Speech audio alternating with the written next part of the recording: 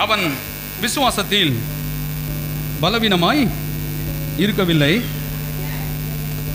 அவன் ஏறக்குறைய 100 வயதுள்ளவனாய் இருக்கும்போது தன் சரீரம் செத்து போனதையும் சாராளுடைய கர்ப்பம் செத்து போனதையும் எண்ணாதிருந்தான். கவனிங்க, ஆல்ரெடி 100 வயசு ஆயிடுச்சு. சாராளுக்கு கர்ப்பமும் செத்து போச்சு இல்லையா? இதெல்லாம் உண்மை. சரீரம் செத்து போயிடுச்சு, வயசாயிடுச்சு. அவன் இதெல்லாம் மறுக்கல. டாக்டருங்களும் சொல்லிட்டாங்க, இனிமேல் சாத்தியக்கூறு இல்லை என்பதை சொல்லிட்டாங்க. ஆனால் அத ஒரு பெரிய விஷயமா அவன் என்ன பண்ணல, எண்ணவில்லை. அதான் சொல்றாரு, அவன் விசுவாசத்திலே பலவீனமாய் இருக்கவில்லை. ஒரு ரட்சிக்கப்பட்டவன் முதலாவது எதுல பலவீனமா இருக்கக்கூடாது? விசுவாசம் என்ன தெரியுமா?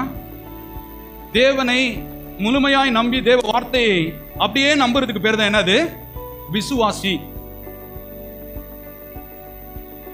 தேவனை பின்பற்றின்னு நம்ம விசுவாசம் அவர் மேல இல்லாம இருக்கிறதுக்கு பேரு விசுவாசி கிடையாது.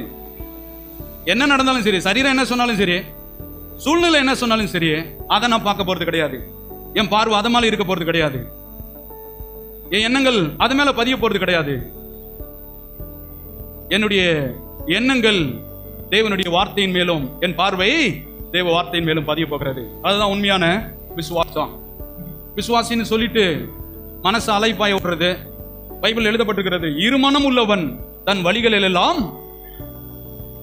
அக்கறைக்கும் போக முடியாது, இக்கரைக்கும் வர முடியாது. நடுக்கட்டுல தத்தளிக்கிற மாதிரி இருக்கும். இருமனம் உள்ளவன் தேவனுக்கு ஊழியம் செய்ய முடியாது, தேவனை பின்பற்ற முடியாது. அதான் சொல்றாரு, தன்னைத்தான் வெறுத்துரு. ஒன்னு உலகத்தில் இரு, இல்லனா தேவன் பட்சத்தில் இரு. 2 எஜமானுக்கு ஒருவனால் என்ன செய்ய முடியாது?